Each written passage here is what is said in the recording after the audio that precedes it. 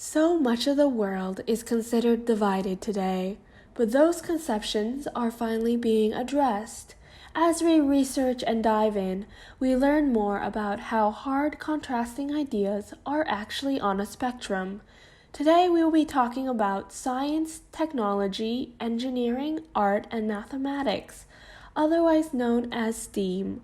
We have been working the past few months on accumulating research and current thoughts on STEAM from in the industry and those working towards it. The Rule of Thirds, a literary arts and science magazine, hopes to make the bridge more apparent between the two. Furthering Business of Art and Design and Ringling College of Art and Design as a way to inspire the pursuit of what people may have thought as impossible. There are nearly 8.6 million jobs in STEM and 5 million in art. That's a lot of jobs. So, no matter where you are in your career, student, young professional, or switching industries, we wish to arm you with the history of STEAM, professional and student thoughts, possible art and technology jobs, and the knowledge of how to bring your experiences into your work today. Once you start looking around, art and science are everywhere and melded together, so let's dive in.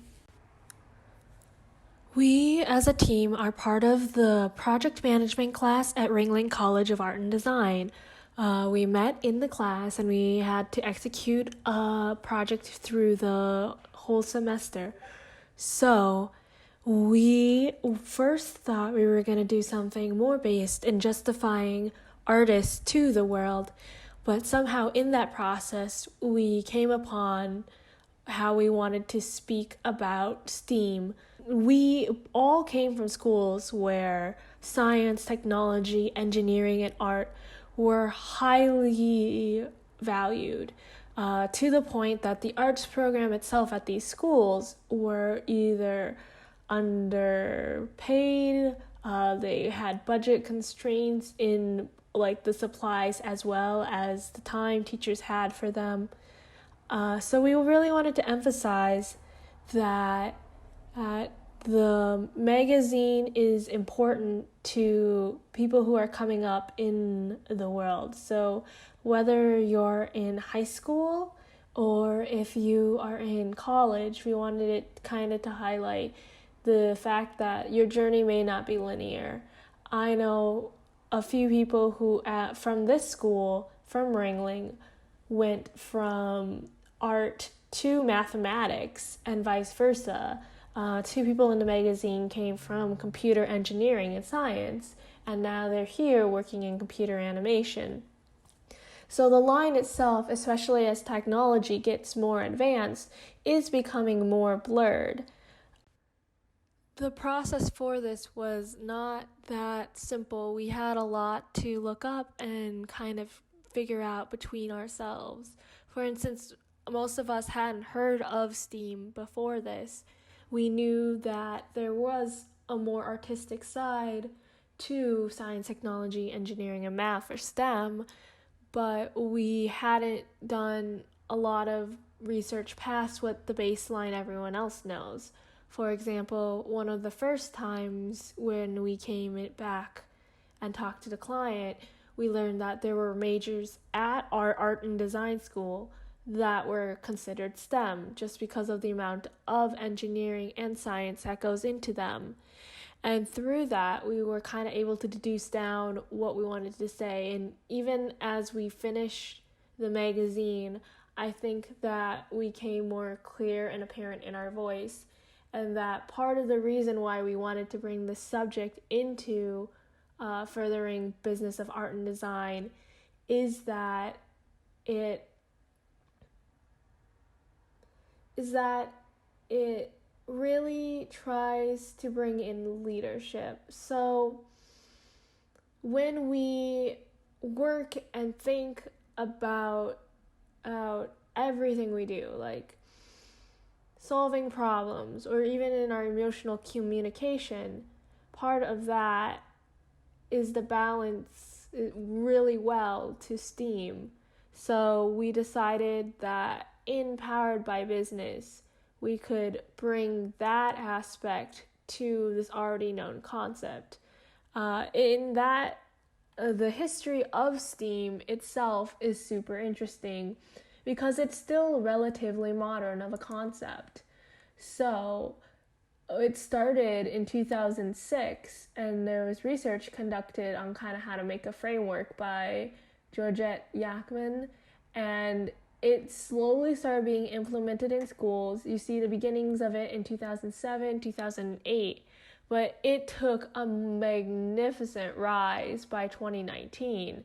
It was adopted by like 38 companies and over 2,900 educators from all 50 states. That being said, in 2012, there was only 2 public schools in the US who kind of adopted that system. So I think that the world is changing, and there's only so much more time before STEAM itself starts to incorporate some interpersonal skills. It really seeks to like further the economy, they say, because of its creative thinking and the way that it teaches the skills of the already STEM-oriented structure. I think a lot of creativity was taken out of different structures in school life. Most schools I know rotated out art by 6th grade, and then you had it as an elective choice. So with STEAM now being added, there's way more emphasis on visual arts, performing arts, language arts, and physical arts all together.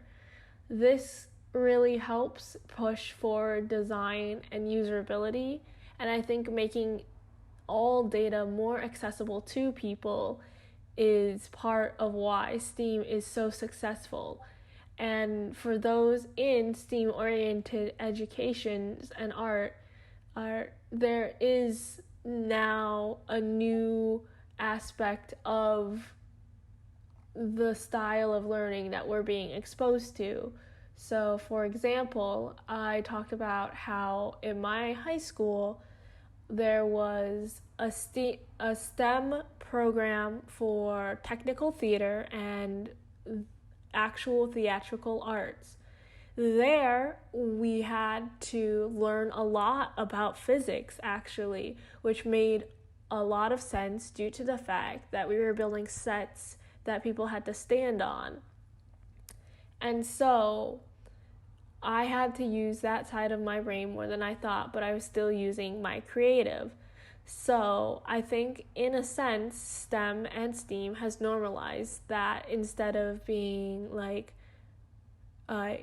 very fine art or in your head, art has become something that more people are exposed to in a way that makes them realize they can do it as well.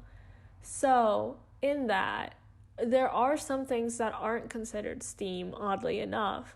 Memorization, recitation, traditional and conventional education, and the actual disclusion of arts. Here we see, as I was saying earlier, kind of that leadership aspect of STEM. Instead of just learning to learn, they want you to implement the tasks and lessons in it. So there are real-life scenarios and applications, and it's building upon the soft skills that you would need for a further job. And the fact that most of STEAM is implemented into younger audiences, so it being middle school to high school, shows you how much of a vital time and how different of a swing that has provided. I think that art as a career, although much smaller than STEM jobs right now, is still seen as very viable, and people can be creative while working in their corporate office. So it kind of all pulls back into, well, how do we make sure that both sides are accounted for and both sides are being equally heard? So, as I was saying earlier, I think part of the reason why STEM is also popular is because there's so much more opportunities to grow in it. as they are calling for more women, more minorities in STEM, to diversify the voice itself, they've been offering more scholarships. The problem is, at the same time, design scholarships haven't been growing at the same amount. It's still deeply stigmatized about the actual investment in art and design, because when it comes to money, that's kind of where it all gets reflected. When I was applying to college, I remember that I could already get $10,000 just because I was an Asian American woman who was interested in STEM. And that's great, but I think these should also be viable for other areas. So in that, we still have a long way to go in promoting STEAM, because I think that you can also learn a lot from going to a design school and then into an engineering school. A lot of the STEM programs are being popularized in school, and you get an early jump start into it, so it feels familiar. However, I do have to say the overlap is already ingrained, for a lot of engineering and design processes also use Autodesk and 3D printing. People learn how to code, model, program, and if this sounds like your major, it's also video game, architecture, engineering. These all play a part in one another, which is why I think STEAM has really overcome some stigmas in becoming a new normal in middle schools and high school levels. The activities help us learn that there are many different facets to get information from. Especially as artists pull reference, we learn and are exposed to many types of cultures, architecture. So the same could be said about doing research in STEM. Overall, I think part of the reason why STEM is popularized is the financial aspects of it. This is why I think STEM majors, besides being higher valued in society at the moment, are so common and so large. They have less of a stigma associated with it, as being one of the most viable career options present to students. However, I do have to say there's tons of opportunities to be creative in STEM, and if design schools had the same amount of scholarship and backing that these scientific schools do in bringing in diverse voices, then you might see it even out a bit more. Because at the end of the day, some of the highest paid positions, being doctors, lawyers, scientists, all fall into what we have judged as a society a higher purpose, a higher way to improve everything. But sometimes I think that they need to remember a lot of this also comes through art driving us forward, and especially design. And design is where it gets fuzzy between the two subjects,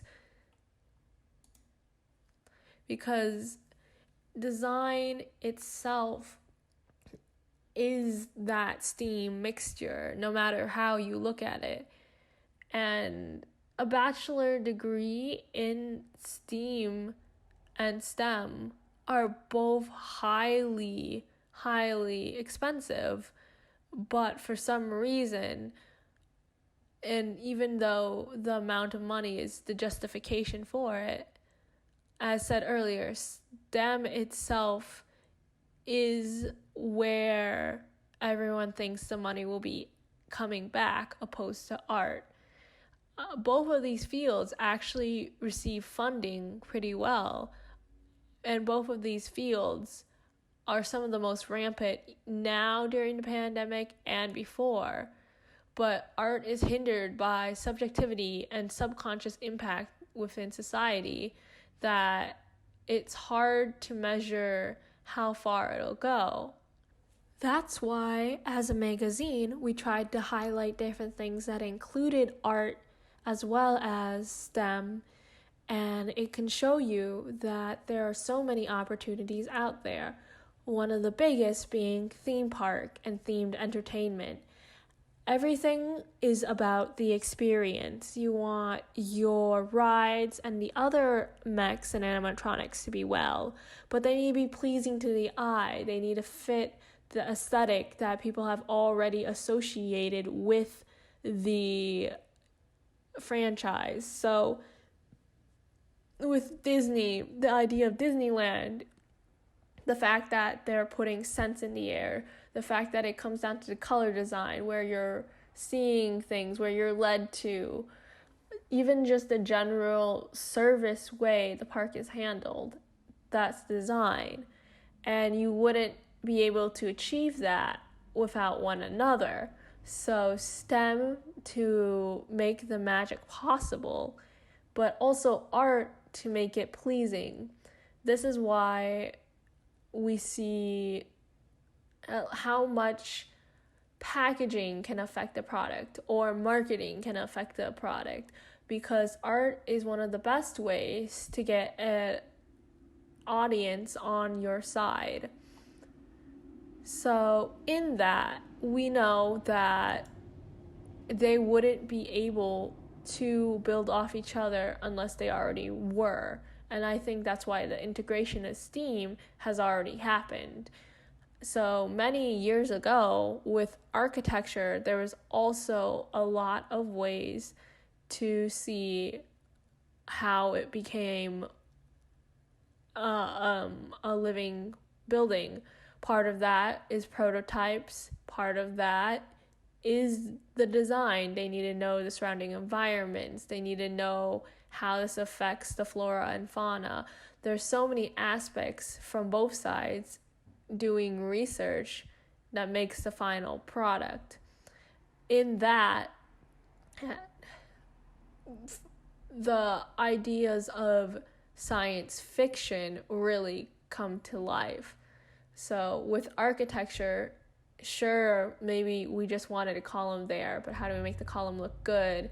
How does this support the building? That's just plus further in science fiction. It may not be a pillar, but it may be more about how does this robot actually function? Would we still be using oil?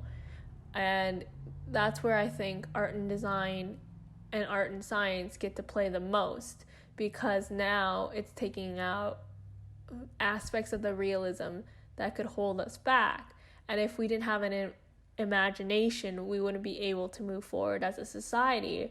There is constantly what ifs from both sides, and those really inspire one another. So you'll see people being from science fiction actually making props that they saw growing up, or trying to invent things like hyperspace. In that, what we grow up with really makes an impact on us, and usually what we grow up with is the media we are surrounded by, and that's where art comes back into play. I think over time we work back towards STEM, but in the beginning it was that pure sense of creativity. And you'll start to see that in the students that we interviewed as well as the professionals. Other than that, in the podcast itself and in the magazine, we touch upon music, we touch upon medical diagrams, we talk a little bit about video games and production and technical directors. So I'm going to go into that a little bit, but I do have to say, if you're curious on any of these subjects, please consider checking out the magazine in the description. One of the things that I didn't realize before starting this magazine is that there is STEM all around the world, from UK to India to Latinx countries. Here we see a variety of people coming together for STEM and STEAM. So I think that once again, it shows that as a collective, we are very interested in how we present ourselves and as how we see what's already been done. So I think it's harder in some areas to follow the arts, and that is why we see such a push and pull, especially in India. I was talking with Akashita, who was talking about how she was turned away from the arts because it isn't a reputable career there, and so many people believe that. But she already saw that STEM and art are much like one another, especially in art ratios and proportions. So she definitely thinks that the merging of this is something that's kind of already happened. And I think that it is happening faster to STEAM integration in some areas. As I said earlier, South Korea had already kind of jumped on board with it. So it wouldn't surprise me that we'll see other countries before the US truly lean into STEAM way before we do. But overall, the variety of people we interviewed thought they were already interchangeable, and it's something that I think we've all known, but it hasn't been formally said that much. The fact that we can teach in creative ways is a good example of that. I was speaking to a generation of math teachers, so the mother teaches as well as the daughter, and both talked about how they may not need a painting every time to understand a math problem, but the creativity that art brings out in our brain is needed to be able to think creatively about problems. Same with science, technology, and engineering. They also commented about how students will doodle or create stuff while she's instructing, and the belief in art and math go hand in hand. And she thinks that part of the reason is drawing shapes and patterns is the beginning to math skills, and that they are intertwined. Here we also see a variety of people in writing, video games, animation, all considered super creative fields, but they talk about how much they need to use math and science on a daily basis. For example, technical directors in many animation studios kind of bridge that between going through the UI to make it sure it's easier for their onboard artists, as well as working with simulation, being it hair, clothing. So there is a lot to say about being able to be left-brained, super organized, super logistical. And I think that the people who can balance it often find themselves in leadership roles, which is why we pulled it back to BOAD once again. I interviewed Scout, who is a production junior business manager in New York, and she talked about how a majority of her production jobs have required her to understand the process while being able to manage schedules and time estimates. A lot of her career was using both knowledges, and even from my experiences, it's one thing to mathematically create a schedule. It's another thing to try and make it appealing to the team so they actually look and remember it. So when we boil down to our essence, there isn't really any difference between it besides how we choose to communicate to the world, whether that be through an animation or an engine. We want to make sure that our voice and our designs are being heard, and like JJ Filla, he is a senior in computer animation who interned at Leica, and he came from a computer engineering background or computer science, wrote that he loved both, but he was worried art wasn't practical and stable. And I think that's what we need to address next, because it seems like everyone, no matter how old we interviewed, had already made the association that you need both. But when you bring in things that are subjective, we all tend to get more hesitant to it despite the risk. But science itself is full of iterations. They're just written down in a fancier language. For instance, art stretches your brain and engages your intellect in a way that is entirely different than science. And I think we, as creatives, have to balance that brain with the brain that was already instilled with us, that's STEM driven in high school.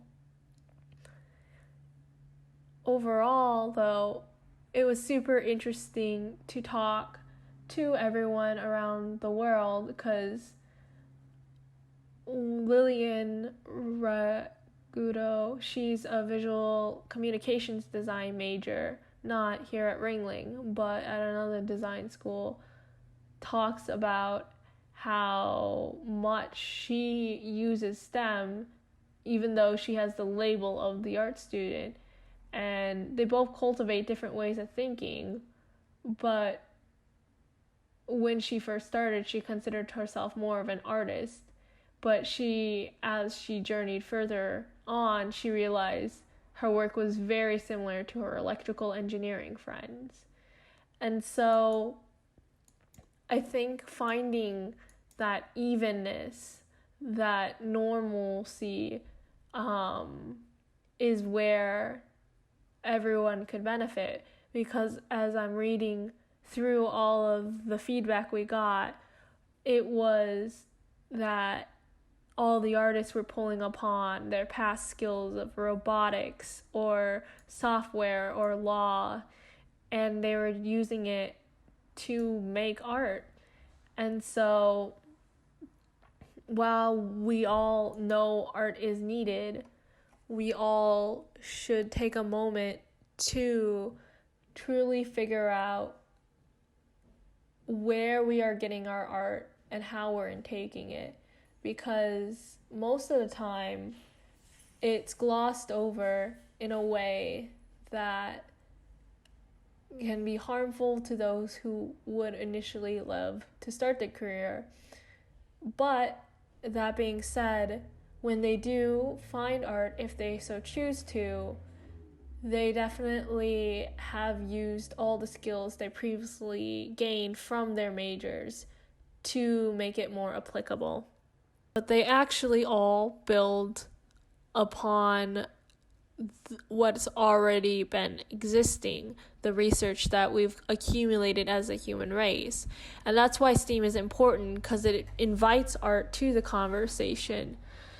It is no argument that art comes secondary to STEM in the eyes of modern day society, and the difference between handling STEM and art presents a tricky situation. Funding must have a source, yet art can be given more academic attention. The field must first prove itself as a beneficial aspect of society over and over again. So STEAM has been here from history and onward, but the recognition of viability would be the next step. And that's what I think Ringling especially seeks to do. STEAM at Ringling is very much, well, where is your research? We dig into subjects, and there's a very clear overlap between what people would assume would just be art or what would just be STEM. Game art takes its time to model a car to scale. Computer animation uses engineering all the time through their programs in trying to set up their rigs and the way they try to move their characters and face.